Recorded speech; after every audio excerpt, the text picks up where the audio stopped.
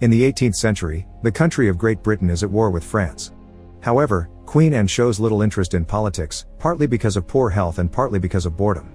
Her advisor Lady Sarah does all the work for her, genuinely caring about her queen even if she doesn't like her rabbits, but also as a chance to effectively rule the country under the queen's approval. Sarah opts for a tough kind of love, speaking to Anne with honesty whenever little things like the bad state of her makeup come up. One morning, Sarah is visited by her cousin Abigail, whose standing has been tainted by her father when he gambled her away in a game of cards. Because an inappropriate man pushed her out of the carriage, Abigail is covered in mud, so she's not making a very good first impression. She's brought a letter from her mother, asking Sarah to give Abigail employment of some sort. This results in Abigail becoming one of the many maids in the palace, in charge of chores like cleaning and sleeping in a bedroom where all the maids sleep as well. While she may be a maid now, the other servants still see her as a former lady and play pranks on her, like tricking her into touching lye without gloves, which ends with Abigail burning a hand.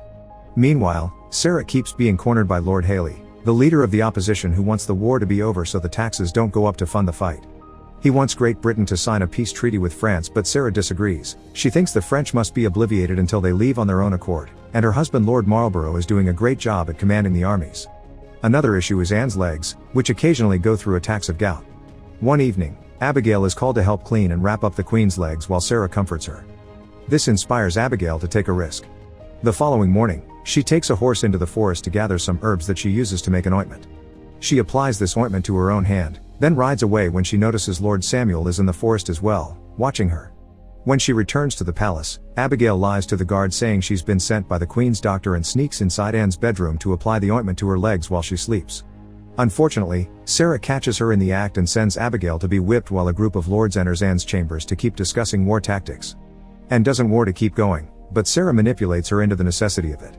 The Queen also mentions the ointment is truly helping her legs, and Sarah has no choice but to rush out of the room to interrupt Abigail's punishment.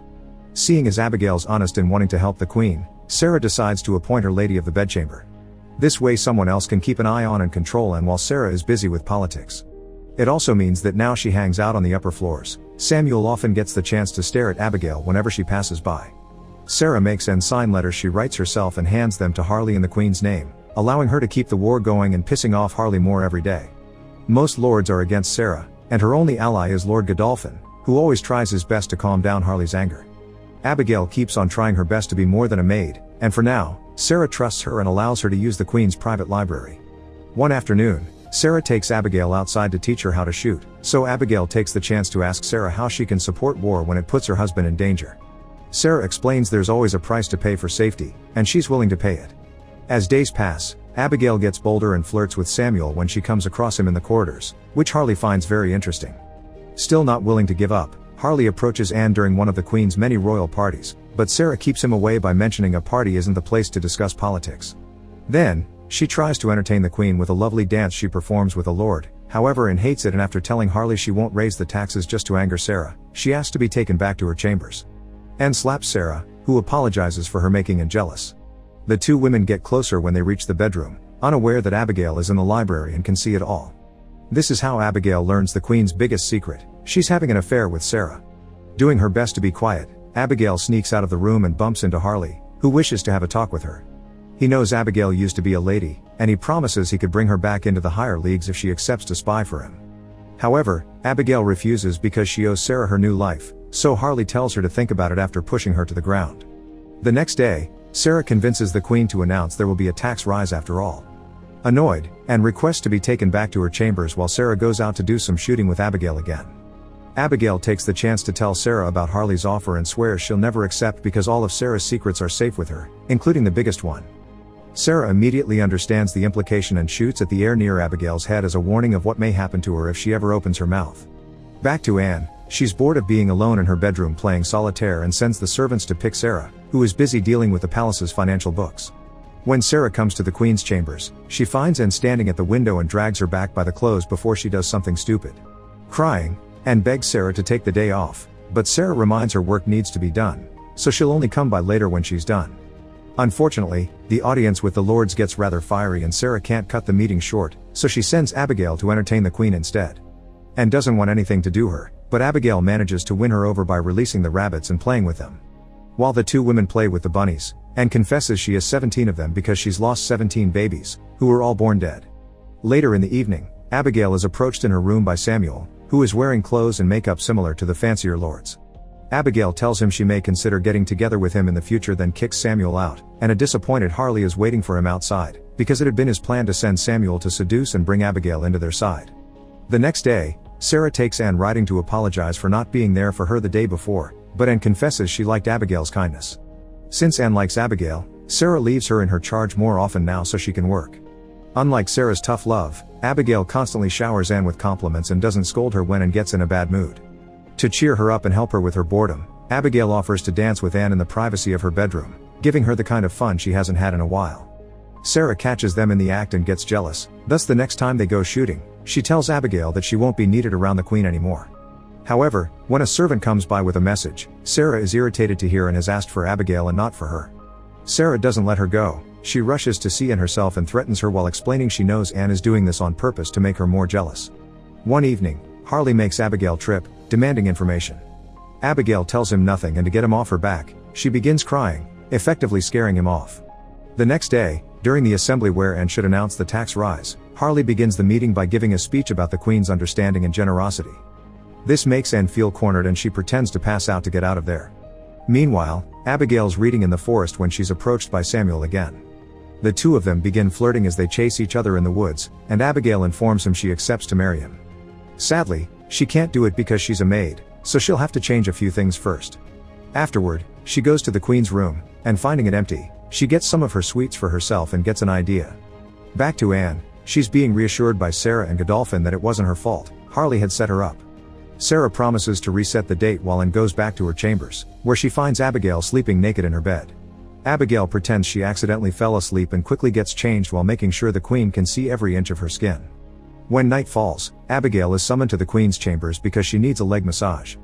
Abigail takes the chance to let her hands go higher and show Anne she can please her the same way Sarah does. When Sarah comes by later, she finds Abigail and Anne cuddling after their obvious activities and immediately leaves with a broken heart under Abigail's cunning gaze. The next day, Sarah is trying to find a book of hers and uses that as an excuse to throw books at Abigail, calling her a disloyal liar and sending her to work with the cleaning maids again. However, Abigail goes to the hallway outside the Queen's room instead, then she fakes being hit in the face and begins crying so Anne can find her and blame Sarah for it. Later, when Sarah tries to convince Anne to fire Abigail for being a liar and a thief, the Queen refuses. That afternoon, Anne is taken to have a mud bath for the sake of her health. Abigail keeps her company, but Sarah shows up and gets in the bath with Anne, entertaining her with some jokes to win back her favor. That evening, Anne chooses Sarah to spend her time with, and Sarah realizes Anne enjoys having two beautiful women fighting over her and seeing Sarah try her best to woo her. Abigail spends the evening with Samuel and comes to the conclusion that having morals will only take her back to poverty. The next morning, while Sarah and Anne discuss how and when to make the tax rise announcement, Abigail makes tea for them and slips some noxious herbs into Sarah's cup. She does notice the taste is different but doesn't comment on it. The herbs kick in later when Sarah goes riding, making her puke and fall from the horse. Her legs get stuck in the reins though, and the horse ends up dragging her through the woods until she's found by a couple that is getting busy behind a tree. With Sarah out of the way, Abigail goes to see Harley to offer him a deal. She'll get him an audience with the Queen and speak highly of him if, in return, Harley gets Anne's permission for Abigail to marry a lord. Anne takes advantage of Sarah being gone as well and gets to leave the room more, talking to people that Sarah wouldn't usually allow near her.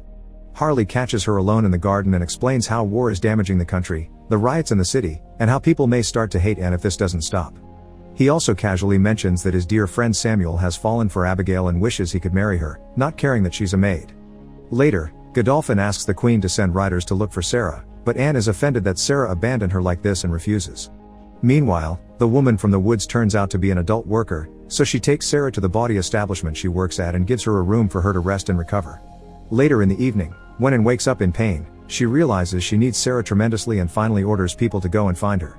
The following days, Harley takes advantage of Sarah's absence to ask Anne for things, and whenever Godolphin tries to stop him, Abigail cuts in with what pretends to be an innocent analogy that pushes the Queen to follow Harley's ideas.